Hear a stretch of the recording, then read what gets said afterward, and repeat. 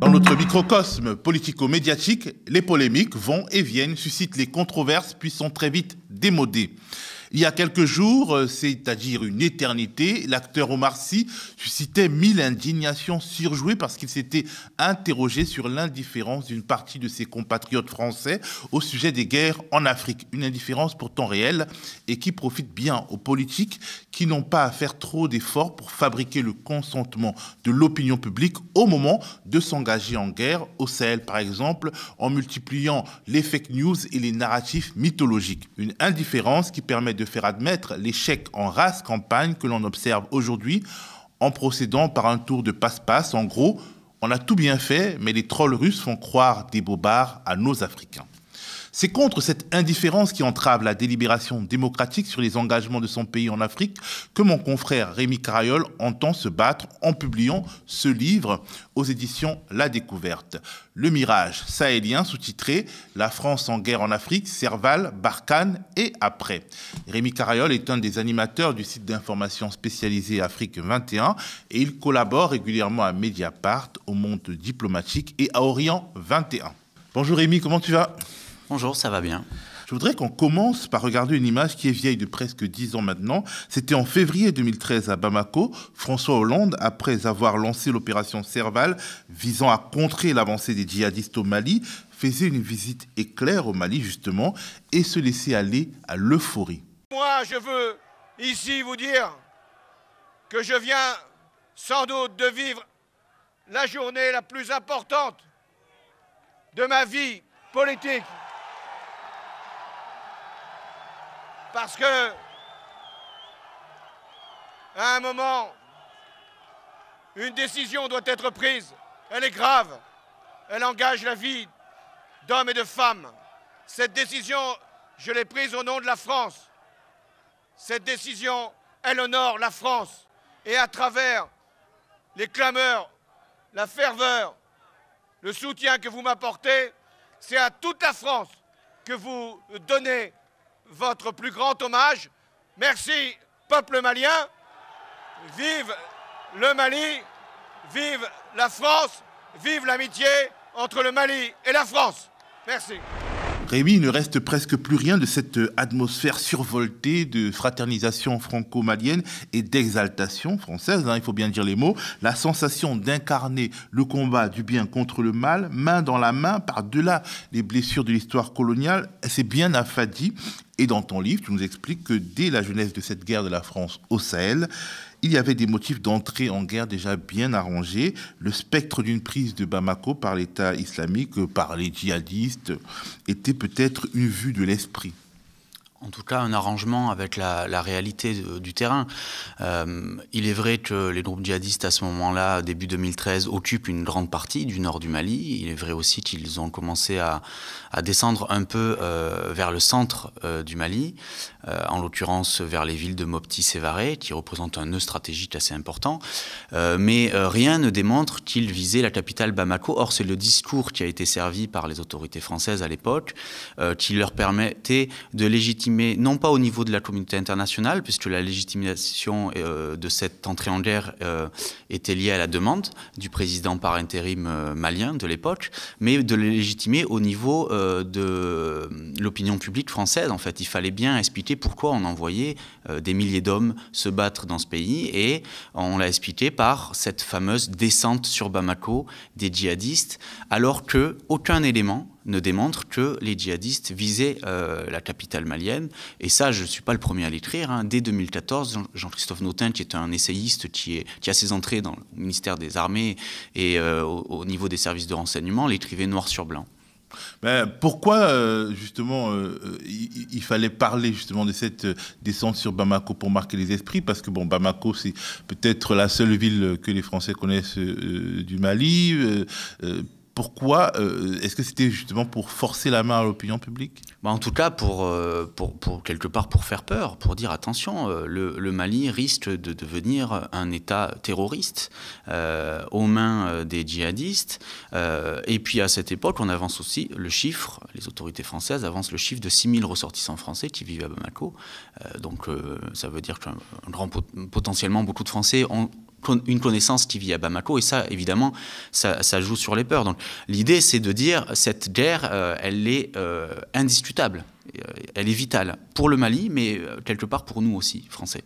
Alors une autre ambiguïté de départ qui finira par tout pourrir dans la relation entre Paris et Bamako, ce sont les liaisons troubles avec le mouvement séparatiste touareg appelé MNLA. En gros, c'est comme si en 1945, nos alliés américains ou russes soutenaient à la fois l'État français et, disons, les séparatistes corses ou basques. C'est pas très pratique.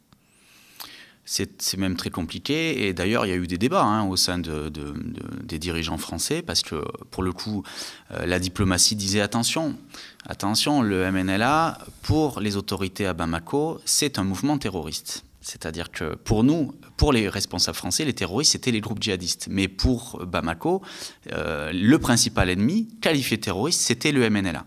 Alors pourquoi la France s'allie avec le MNLA? Il y a tout un tas de raisons.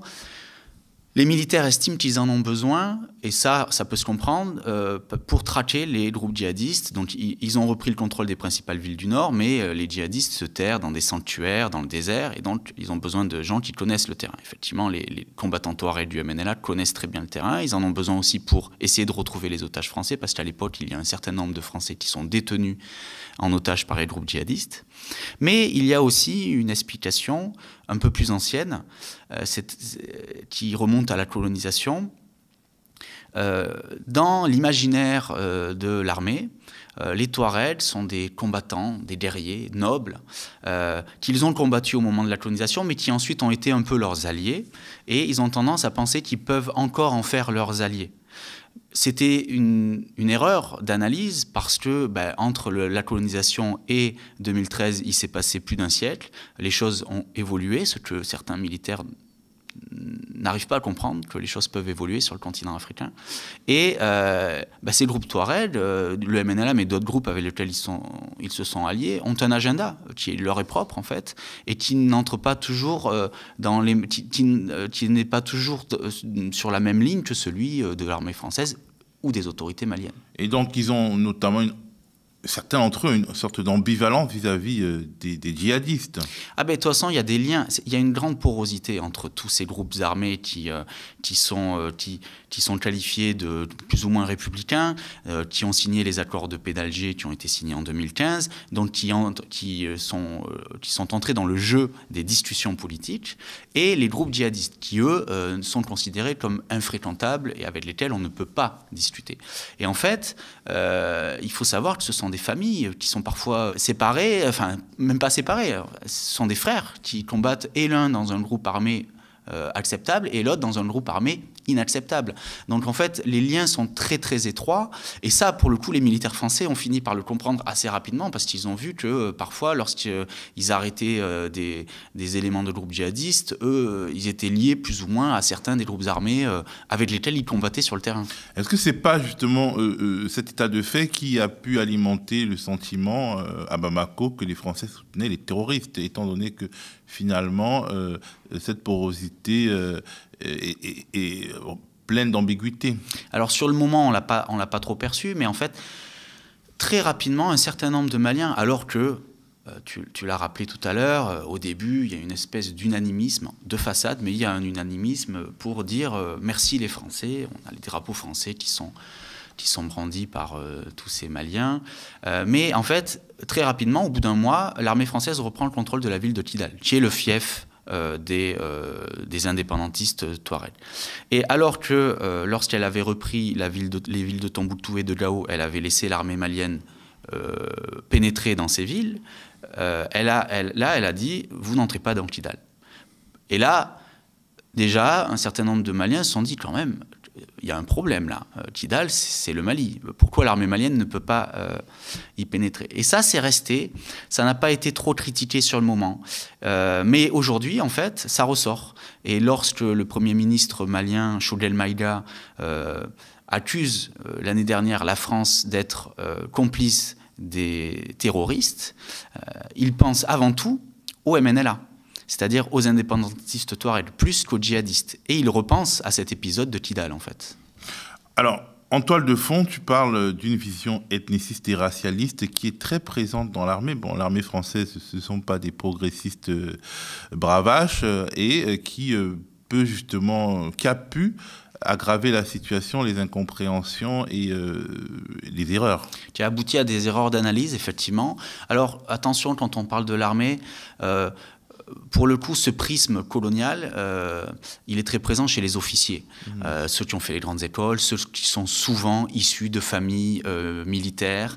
Et donc, eux, ils ont un imaginaire qui est hérité de la colonisation. Ils ont les grands officiers qui leur servent d'exemple sont ceux qui ont mené la conquête coloniale. Ils ont tous lu des romans ou même des journaux qui racontent cette aventure formidable qu'est la conquête coloniale. Et lorsqu'ils reviennent sur le terrain au Mali, ils ont l'impression de revivre un peu ces aventures-là. Et ils l'écrivent, certains, dans des livres, de manière, on va dire, qu'on pourrait qualifier de naïve, en fait, sans se rendre compte qu'il y a quand même, d'un point de vue extérieur, c'est un souci que de se revendiquer de la colonisation, alors que l'on sait que la conquête coloniale a été source de massacres, et que encore dans les esprits des anciens peuples conquis, c'est encore très présent aujourd'hui. Comme eux, ils ont une mémoire glorieuse de la colonisation, ceux qui ont été colonisés ont une mémoire douloureuse de la colonisation. Il y a également des fantasmes ou alors des angoisses au sujet d'une France qui voudrait finalement ressusciter un vieux rêve colonial, créer une sorte d'États-Unis du Sahara, et donc qui, pour cela, serait bien contente finalement que des bouts du Mali, du Niger et pourquoi pas de l'Algérie s'autonomisent.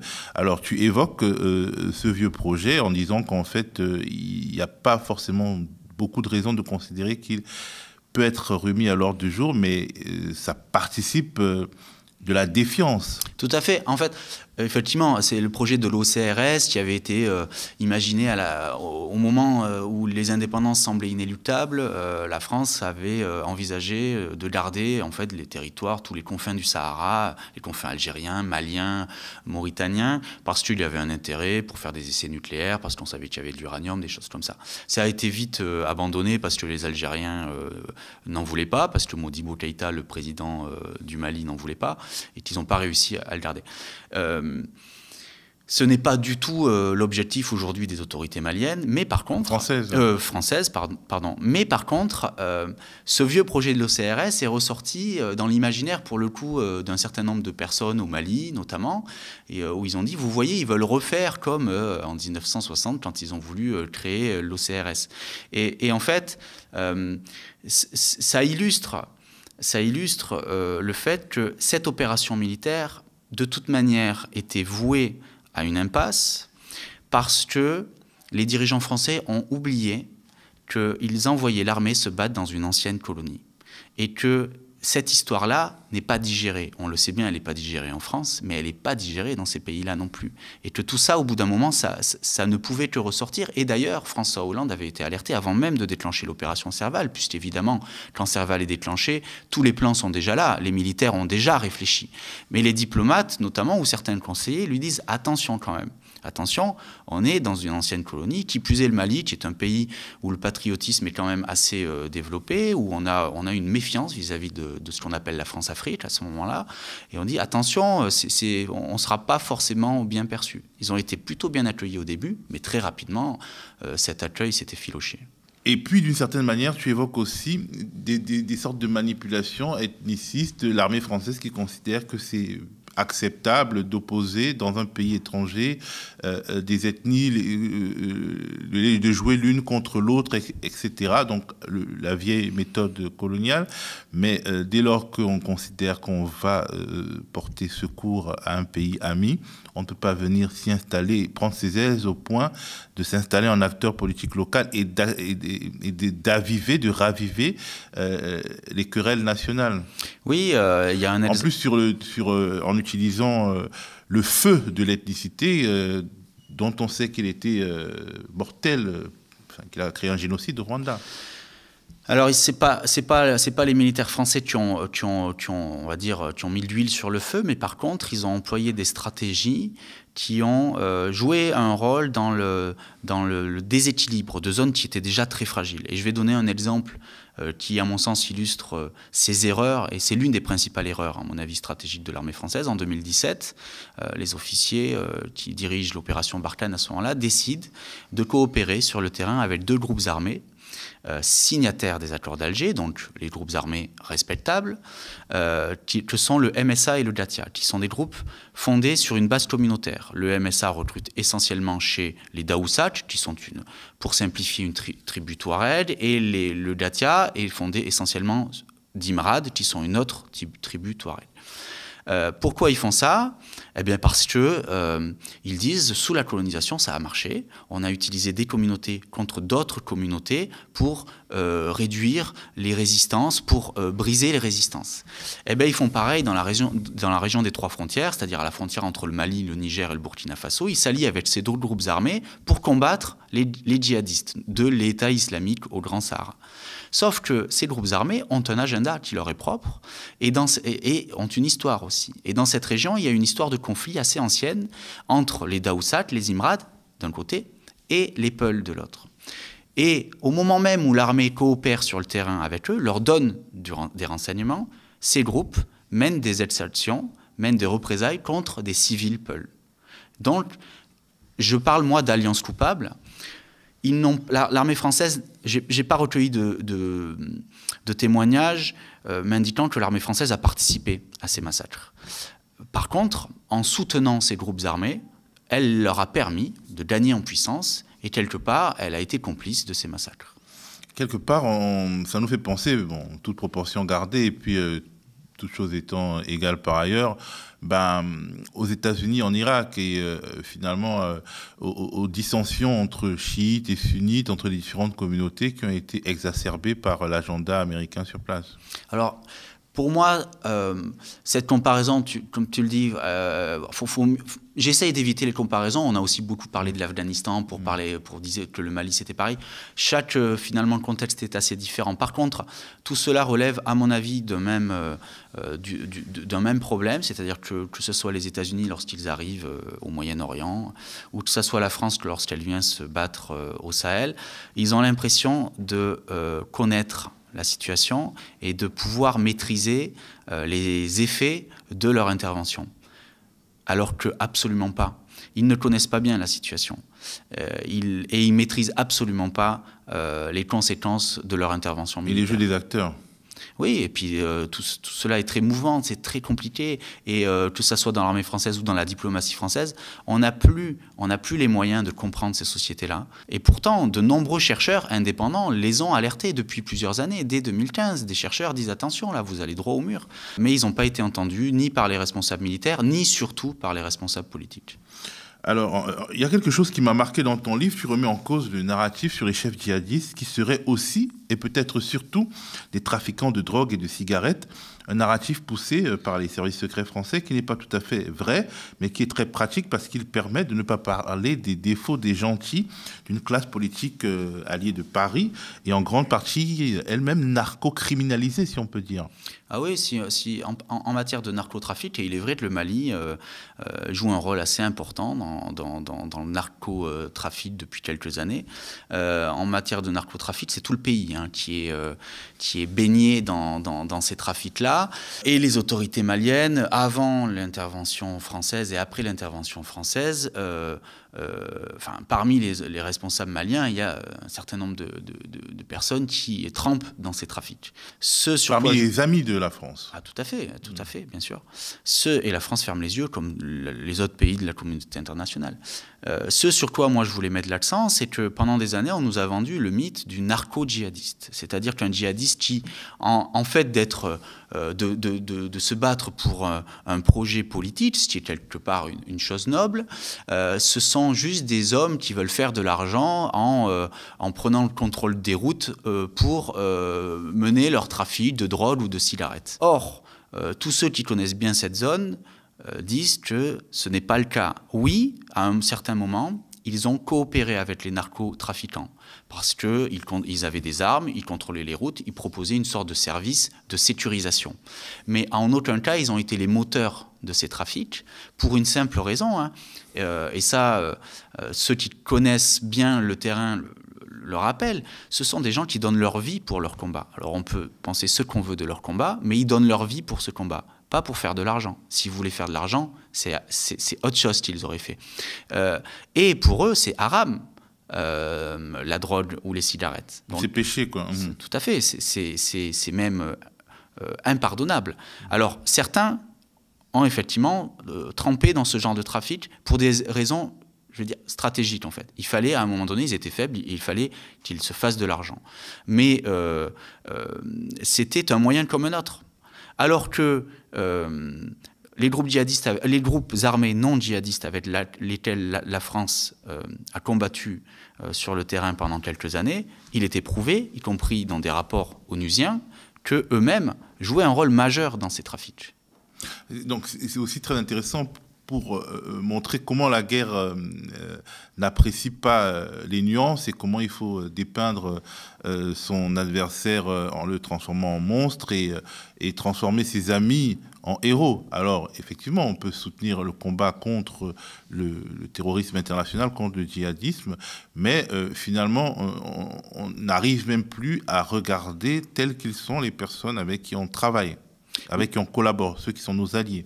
Oui, en tout cas, on ferme les yeux, ça c'est sûr. Et de même qu'on ferme les yeux sur les évolutions du terrain.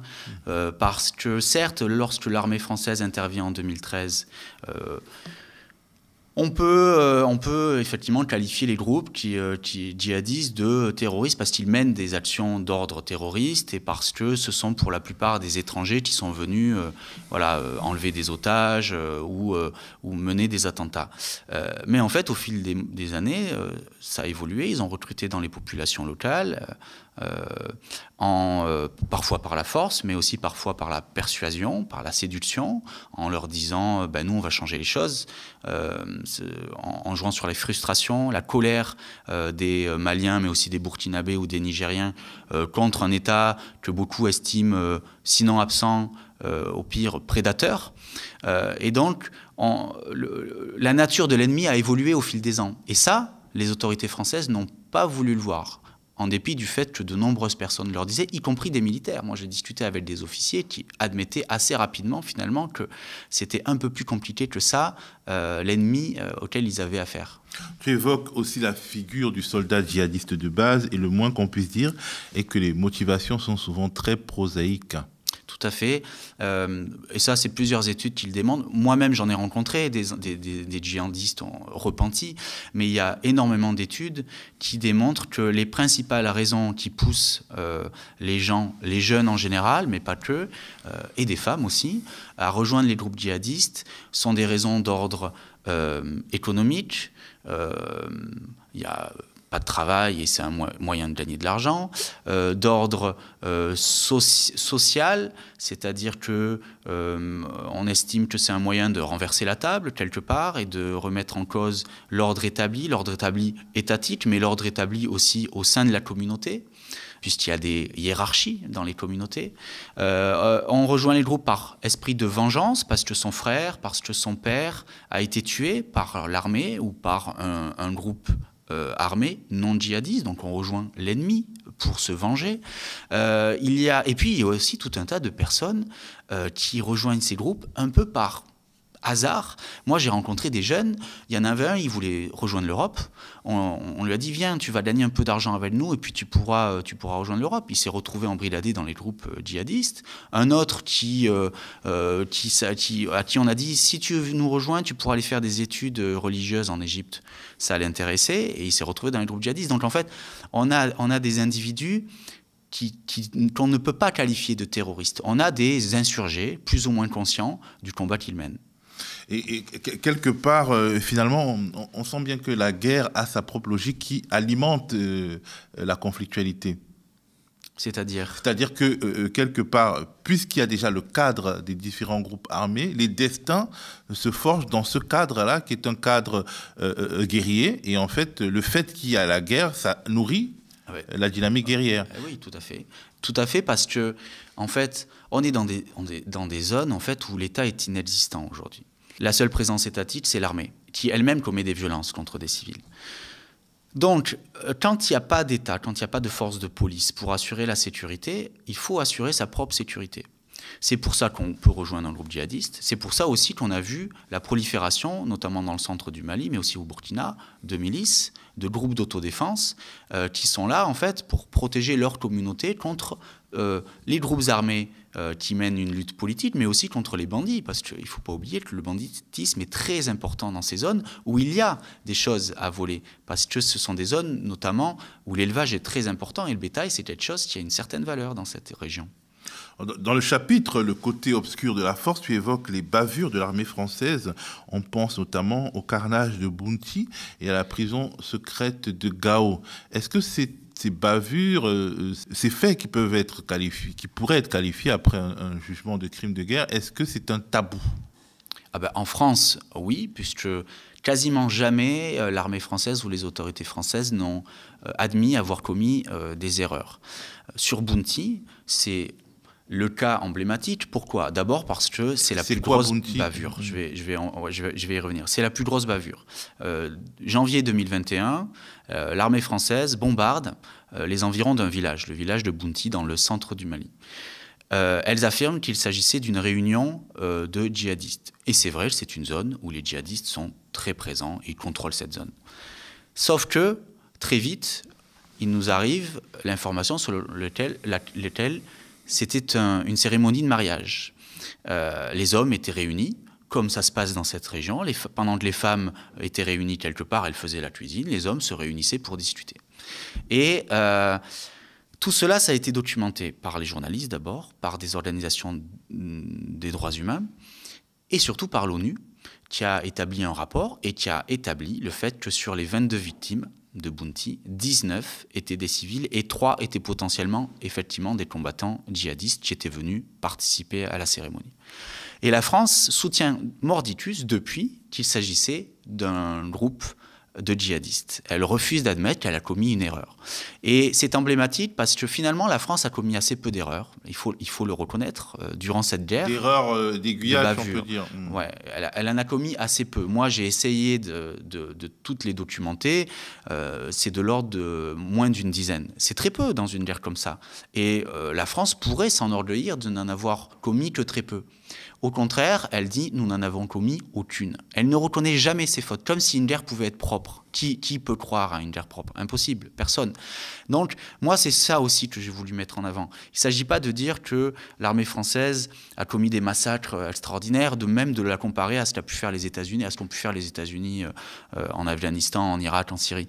Non, mais il s'agit de dire, il faut quand même que nous, Français, sachions qu'est-ce qui est entrepris, quelles sont les méthodes utilisées et quelles sont les fautes commises en notre nom sur ces théâtres d'intervention. Peut-être qu'elle ne reconnaît rien parce que le seul fait d'imaginer d'avoir un débat national sur les engagements militaires extérieurs lui est inacceptable. Effectivement, donc il y a ce carnage de Bounty, mais il y a aussi la prison secrète de Gao. C'est quoi ? Alors, moi, je ne le révèle pas dans le livre. Je tiens à rendre à César ce qui est à César. C'est Pierre Alonso qui a révélé l'existence de cette prison dans le journal Libération en 2021.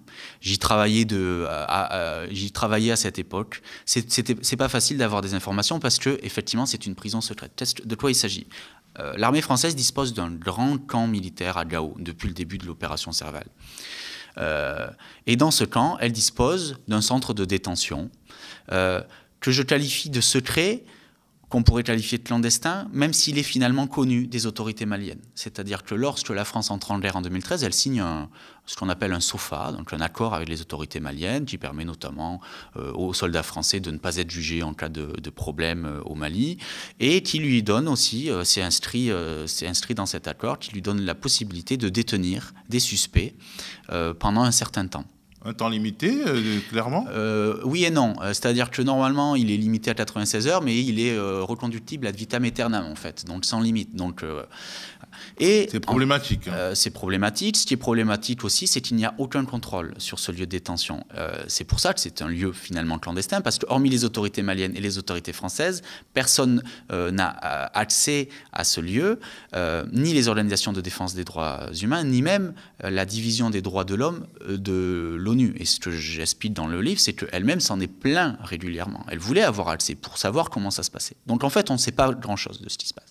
J'ai essayé de recueillir des témoignages de personnes qui ont été détenues. Il faut dire ce qui est. Aucune ne m'a parlé d'actes pouvant ressembler à des actes de torture. Ils disent être relativement bien traités. Bon, il y a quand même des gens qui sont restés plusieurs mois. Hein. Donc, c'est quand même problématique. Et il y a eu des méthodes qui sont limites, des interrogatoires un peu poussés, des interrogatoires la nuit, où on empêche de dormir. Mais c'est très rare et franchement, encore une fois, on ne peut pas comparer à ce qui a été fait, notamment par les États-Unis en Irak. Là où réside un vrai problème, à mon sens, c'est une fois que la France en a fini avec ses suspects, elle les remet aux autorités maliennes. Ça, c'est l'accord qui le stipule. Et dans l'accord, il est précisé que la France doit effectuer un suivi de ces détenus, voir ce qu'il advient d'eux. Et ce suivi n'est pas fait. Pendant des années, les détenus qui sont remis par la France aux autorités maliennes sont gardés dans une prison qui est elle aussi secrète, c'est la prison de la sécurité d'État, à laquelle personne n'a accès. Et ces gens ne voient ni leur famille, ni d'avocats, et ni même de magistrats. Ils croupissent en prison, littéralement. Et le seul moyen pour eux d'en sortir, c'est de soudoyer un juge. Mais certains y ont passé 2-3 années. Alors, tu fais un parallèle avec les États-Unis quand même, hein, parce que c'est toujours très délicat, ça ouvre tous les fantasmes, mais tu parles de la question des frappes signatures. C'est quoi ? Alors, les frappes signatures, c'est les États-Unis, effectivement, qui ont développé ça dans leur guerre contre le terrorisme depuis une vingtaine d'années. Il s'agit, en fait, de frappes qui ne sont pas basées sur l'assurance qu'on a cette personne-là, dont on sait qu'elle est un ennemi et qu'on peut cibler et tuer en tant qu'ennemi, mais elle est basée sur l'observation de comportements de groupes ou d'un individu ou de groupes d'individus qui paraissent suspects, qui peuvent s'apparenter à des comportements de groupes armés ennemis. Et les États-Unis ont mené énormément de frappes signatures, notamment grâce aux drones armés, qui permettent de survoler longtemps une zone et qui permettent justement l'observation de ces hommes.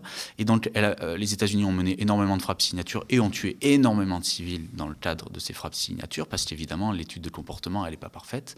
Et la France a commencé... Alors, je pose la question, et je ne suis pas le seul à la poser, puisqu'un certain nombre de chercheurs ont posé la question, est-ce que, à partir de 2020-2021, la France n'a-t-elle pas commencé à mener des frappes signatures? Alors, sur Bounty, on peut se poser la question. Et puis, quelques semaines après Bounty, il y a le cas de Talatay, qui se trouve dans l'est du Mali, où là, il y a une frappe qui est menée contre un groupe de jeunes qui, selon leurs proches, sont partis à la chasse. Ils sont armés, évidemment, ils se déplacent en moto comme les djihadistes, et on les frappe. Mais ces jeunes, a priori, d'après les témoins, d'après leur famille, n'appartenaient pas à des groupes djihadistes. Et il semble qu'à un moment donné, il y a eu potentiellement cette dérive, et d'ailleurs, c'est intéressant.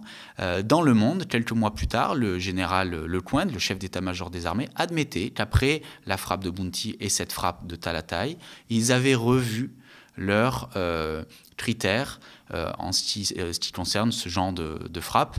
Il semble qu'à un moment donné, voilà, ils ont été tentés de mener ces frappes. Déjà, le fait d'éliminer des personnes sur la base de suspicion d'ordre général, c'est très problématique. Parce qu'après tout, donner la mort à quelqu'un, a priori, dans l'état de droit, ça doit être à la suite d'un procès. On peut imaginer qu'ils n'ont pas les moyens de se saisir de ces personnes qui soupçonnent d'être des djihadistes pour les faire juger par un tribunal national ou international. Mais éliminer des personnes de cette manière, ça ne peut pas être anodin. Et de fait, c'est ce qui a été fait, et là, qui a été complètement reconnu par les autorités françaises, les militaires l'admettent, ils pratiquent, alors ils n'emploient pas ce terme, mais c'est ça en réalité, ils pratiquent des assassinats ciblés. Alors là, c'est pas pareil que les frappes signatures, puisque c'est pas sur la base de comportement, on sait quelle est la personne qu'on cible, on sait que c'est un chef. Il n'empêche qu'on va le tuer. Alors, soit par un bombardement aérien, soit par une intervention au sol. Le but, c'est de le tuer. Et j'en parle dans le livre notamment, il y a une kill list qui a été élaborée dès le début de l'opération Serval, c'est-à-dire une liste de personnes à cibler, à tuer. C'était les chefs des groupes djihadistes. Et de fait, un certain nombre d'entre eux ont été tués. L'erreur, à mon avis, de la France, au-delà de la question morale que ça pose, même juridique, au-delà de ces questions-là, la question, le grand argument des responsables français, c'est de dire que c'est efficace, que ça fragilise les groupes armés. L'histoire de ces 10 dernières années démontre que ça ne les fragilise absolument pas, qu'il y a des ressources humaines dans ces groupes qui permettent de remplacer les chefs et que parfois même ça aboutit à un effet inverse, puisque les chefs qui prennent la succession sont parfois plus radicaux que les précédents. Alors, une des erreurs que beaucoup ont identifiées a posteriori, c'est le fait d'avoir prolongé et même renforcé la présence militaire française après le succès de l'opération Serval, c'est-à-dire la première étape de cette opération qui a permis de bloquer les djihadistes. Bref, d'avoir créé la tentaculaire opération Barkhane. Et tu l'expliques par une forme d'ivresse de la victoire, mais aussi par de prise de pouvoir des militaires français sur la politique africaine.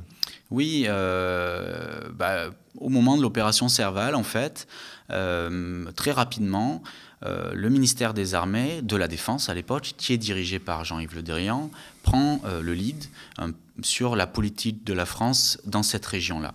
Il le prend d'une manière un peu naturelle, pour plusieurs raisons, parce que Laurent Fabius, qui est alors le ministre des Affaires étrangères, se contrefout de l'Afrique, il a d'autres intérêts, parce que comme on a une intervention militaire d'envergure, plus de 5000 hommes qui sont sur le terrain, naturellement l'armée a son mot à dire sur tout ce qui se passe, et en fait, au fil des ans, oui, le ministère de la Défense a pris le lead sur le ministère des Affaires étrangères, et les militaires sont devenus beaucoup plus influents que les diplomates sur la stratégie, y compris diplomatique, que l'on allait employer. Et c'est assez cocasse. Ils ont joué un rôle important dans le prolongement, enfin dans la transformation de l'opération Serval en opération Barkhane, en août 2014. Ils ont joué un rôle important et c'est assez remarquable de constater aujourd'hui que lorsqu'on en discute en off avec pas mal d'officiers, ils admettent que ça a été une grave erreur que de poursuivre l'opération Serval. Alors, je voulais qu'on évoque également les tests d'armes, quelque part. Les militaires sont très contents que cette guerre, ce terrain de guerre permette de tester de nouvelles armes. Oui, c'est l'image du bac à sable qui est souvent ressortie et qui n'est pas nouvelle. Hein. Ça fait des décennies en fait, que le continent africain est considéré par l'armée française comme un théâtre où l'on peut s'entraîner, se former, tester des armes. En l'occurrence, il y a un cas qui illustre cela, c'est les drones. Avant le déclenchement de l'opération Serval, la France n'a pas de drone. Elle n'a pas de drone parce qu'il y a des conflits internes au sein de l'armée. Il y en a qui sont pour, il y en a qui sont contre, parce que le complexe industriel européen n'arrive pas à construire des drones et on préférait avoir des drones européens qu'américains. Et puis avec l'urgence de la guerre au Mali, on va commander des drones aux États-Unis, donc tout s'accélère. Et même ce qui s'accélère, au final, c'est l'armement des drones. On avait dit que ça prendrait des années, qu'il faudrait qu'il y ait des débats. Il n'y a jamais eu de débat sur cet armement parce qu'on estimait en haut lieu qu'il fallait que les drones soient armés dans cette guerre-là. Donc ça illustre que ça peut faire accélérer des choses, ça peut aussi donner plus de moyens. C'est ce dont je parle aussi dans un chapitre, c'est que les militaires y ont quand même vu un intérêt à cette guerre, évidemment. Leur budget était en baisse depuis des années, et avec l'opération Serval, ils ont retrouvé du poids au niveau des politiques, et du coup leur budget est redevenu en hausse. On l'a vu ces dernières années, l'armée voit son budget monter, quand quasiment tous les autres ministères voient leur budget baisser. Avec la guerre en Ukraine, ça pourra encore augmenter. Et les entreprises du complexe militaro-industriel, est-ce que, quelque part, ça leur a profité, cette opération Barkhane, ou bien à la marge, parce que finalement, ce ne sont pas des armes très sophistiquées qu'on utilise. Les armes sur le terrain sont sophistiquées, mais ce n'est pas quelque chose... alors moi, je ne suis pas un spécialiste de ce complexe-là. Je ne saurais dire si elles en ont directement bénéficié. Ce que je constate, c'est que ces dernières années, alors on a beaucoup parlé de Le Drian en super VRP des avions du groupe d'assaut. Bon, mais c'est quand même durant cette période qu'ils ont réussi à vendre leurs avions. Alors qu'avant, ils n'y arrivaient pas. Est-ce qu'il y a un lien de cause à effet? Moi, je suis incapable de le dire. Alors, je voudrais qu'on évoque le fameux sentiment anti-français qui montrait en Afrique. Est-ce que la proximité aveugle des pouvoirs français investis dans Barkhane avec certains chefs d'État des pays concernés, est-ce que cette proximité n'a pas précipité le discrédit ? Si, elle a contribué à la dégradation de l'image française et dans des mesures très importantes. Je vais prendre un exemple qui a marqué quand même beaucoup les esprits, 2 exemples même. Lorsque Blaise Compaoré est chassé par une insurrection populaire au Burkina Faso en 2014, Blaise Compaoré qui est au pouvoir depuis 27 ans, c'est l'armée française qui lui vient en aide. Il fuit le pays et il se trouve que la dernière ville avant la frontière avec le Ghana, il sait qu'il y a des gens qui l'attendent. Qui vont l'empêcher de passer. Il appelle au secours l'armée française qui lui envoie un hélicoptère pour qu'il puisse fuir le pays. Ça, c'est resté... Blaise Compaoré, c'est très symbolique, parce que c'est le tombeur de Thomas Sankara. Et c'est très symbolique parce qu'il y a eu des affaires judiciaires, il y a eu des procès et qu'il a échappé à la justice, notamment dans l'affaire de l'assassinat de Thomas Sankara. Et de Norbert Zongo aussi. Et de Norbert Zongo, c'est plus son frère. C'est son frère qui est concerné par l'affaire Zongo. Ça, c'est le premier exemple. Et le deuxième exemple, qui est plus récent, c'est lorsque Idriss Déby est tué au Tchad dans le cadre de conflits entre l'armée et un groupe armé qui n'a rien à voir avec les djihadistes. Son fils prend le pouvoir à l'issue d'un coup d'État constitutionnel. Le président de l'Assemblée nationale aurait dû prendre le pouvoir et c'est donc le fils de Déby qui est un général qui prend le pouvoir. Et immédiatement, la France avalise ce coup d'État et Emmanuel Macron se rend à N'Djamena pour assister aux obsèques d'Idriss Déby et pour, quelque part, valider la prise du pouvoir de son fils. Et ça, c'est resté en travers de la gorge de nombre d'Africains et ça a réveillé, et finalement, on parle de sentiments anti-français, c'est quand même le fruit d'une longue histoire de décolonisation mal gérée, de France-Afrique, et qui fait qu'aujourd'hui, tout ressort, en fait. Alors, juste pour finir sur ce point, contrairement à ce que voudraient faire penser les autorités françaises, la propagande russe, qui joue quand même sur ça, n'est pas la seule responsable de cette évolution. Et de toute façon, cette évolution était bien enclenchée avant que les Russes s'intéressent vraiment directement au continent africain. On a complètement oublié les manifestations anti-françaises, disons anti-présence militaire française monstre d'Abidjan, dans Côte d'Ivoire. Je pense que c'était les plus grosses manifestations de l'histoire de l'Afrique indépendante et il n'y avait pas les Russes dans cette affaire. Alors d'ailleurs, le chapitre 12 de ton livre, c'est une question. Ils sont là pour combattre les djihadistes ou pour sauver les despotes? Une grande question. Est-ce que les carottes sont cuites finalement pour la France dans cette région du monde? Faut-il partir tout simplement, au risque, diront certains, qui s'en indigneraient, de laisser gagner les Russes? Alors moi, j'ai pas la réponse à cette question. C'est pas de mon domaine de compétence. Par contre, ce que je sais, c'est que cette colère contre la politique française en Afrique est quand même très forte. Elle n'est pas généralisée et il est impossible de savoir combien de personnes la partagent en fait. Mais elle est très forte. Il est peut-être temps, c'est peut-être l'occasion pour la France de se questionner en fait sur son rapport avec ses anciennes colonies, sur ce qu'on appelle son précaré, et sur, là on est en plein là-dedans, sur sa présence militaire dans son ancien précaré. Parce que c'est l'une des choses que les gens n'acceptent plus en fait, c'est qu'il y ait des bases militaires étrangères, françaises notamment, sur leur territoire, c'est qu'il y ait des soldats qui jouissent d'une certaine étrangers qui jouissent d'une certaine impunité sur leur territoire et qui puissent mener des opérations. Alors certes, l'opération Serval avait été saluée par une majorité de Maliens, mais dans le cadre de cette guerre-là, on a effectivement sauvé Idriss Déby à plusieurs reprises qui était menacé par des rébellions. On a sauvé Blaise Compaoré et tout ça fait que aujourd'hui, il me semble que c'est le moment en France de débattre sur est-ce qu'il ne serait pas temps de se faire le plus discret possible dans cette zone? Et de s'intéresser peut-être aux guerres en Afrique, comme le disait Omar Sy à son en commettant, il paraît, un acte de grand sacrilège. Alors, merci à toi d'être venu sur notre plateau pour évoquer toutes ces questions.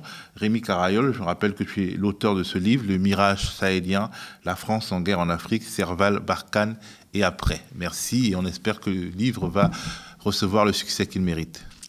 On espère, et en tout cas on espère que ça ouvrira un peu un débat sur les guerres que mène la France à l'étranger. Merci Rémi.